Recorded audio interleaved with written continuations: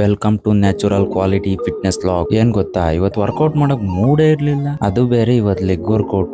ಇವತ್ತೇನಾದ್ರೂ leg workout skip ಮಾಡಿದ್ರೆ ಇಡೀ ಒಂದ್ ವೀಕ್ ಇನ್ ವರ್ಕೌಟೇ ಸ್ಕಿಪ್ ಮಾಡ್ದಂಗ ಆಗುತ್ತೆ ಅಂತ ಅಂದ್ಬಿಟ್ಟು 1 ಕೋಟಿ ಖರ್ಚಾಗ್ಲಿ ಇವತ್ ವರ್ಕೌಟ್ ಮಾಡ್ಲೇಬೇಕು ಅಂತ ಅಂದ್ಬಿಟ್ಟು ಸ್ಟ್ರೆಚಿಂಗ್ ಮಾಡ್ಕೊಂಡು ಮುಂದುವರಿಸ್ದೆ. First sumo squats 25 counts 4 set ನಂಗೆ ಹೋಗ್ಬಿಡ್ತು. ಅದಾದ್ಮೇಲೆ ಬಂತು ನೋಡ್ರಿ ಆಕ್ಸ್ ಸ್ಕ್ವಾಟ್ಸ್. ಯಪ್ಪ ಏನ್ ಸೈಕ್ ವರ್ಕೌಟ್ ಅಂತ ಹೇಳ್ತೀರಾ ಅದು.